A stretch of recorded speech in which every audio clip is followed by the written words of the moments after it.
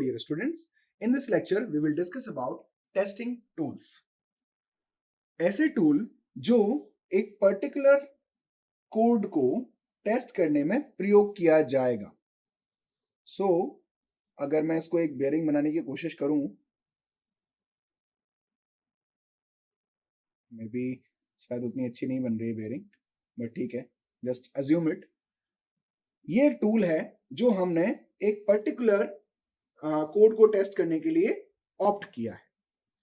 अब ये टूल किस पर्टिकुलर फेज को एड्रेस कर रहा होगा, ये टूल किस कॉन्टेक्स्ट में कितने टेस्ट केसेस चला रहा होगा, कॉन्टेक्स्ट मतलब समझिएगा, उसका विजन क्या है, उसका व्यू पॉइंट क्या है ना.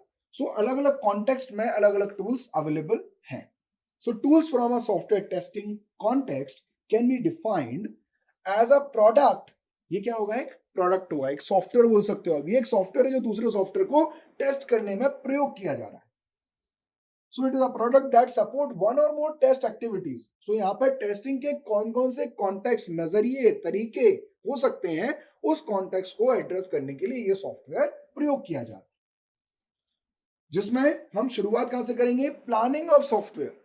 प्लानिंग से लेकर ये शुरू होता है इसकी एप्लीकेबिलिटी, यानी किसी सॉफ्टवेयर को हम प्रयोग कर रहे हैं जिससे हम प्लानिंग को और बेटर कर सक रहे हैं, रिक्वायरमेंट को अच्छे से आइडेंटिफाई कर पा रहे हैं. उस सॉफ्टवेयर की मदद से हम एक अच्छा बिल्ड क्रिएट कर पा रहे हैं.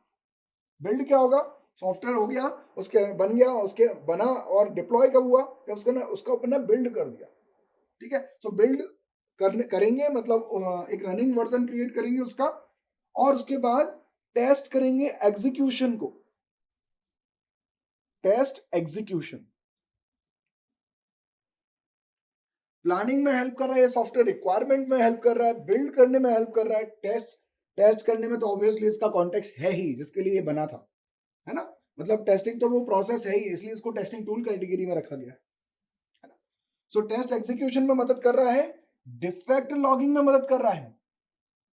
डिफेक्ट लॉगिंग क्या है, it is a process of reporting the bugs and making it accountable. आप इनको एक लॉग क्रिएट कर रहे हैं और यही लॉग्स आप डेवलपमेंट टीम को वापस भेज देंगे कि भैया एरर्स आई हैं और ये लॉग देख लो, ये एरर्स यहाँ रिपोर्ट हो रही है यहाँ पे.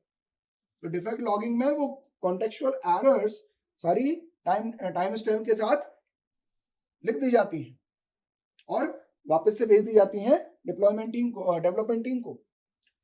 And test analysis,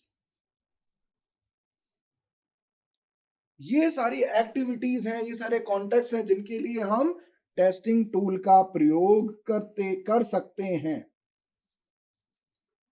Right from planning to the test analysis, these all activities can be comfortably done by some using of testing tools.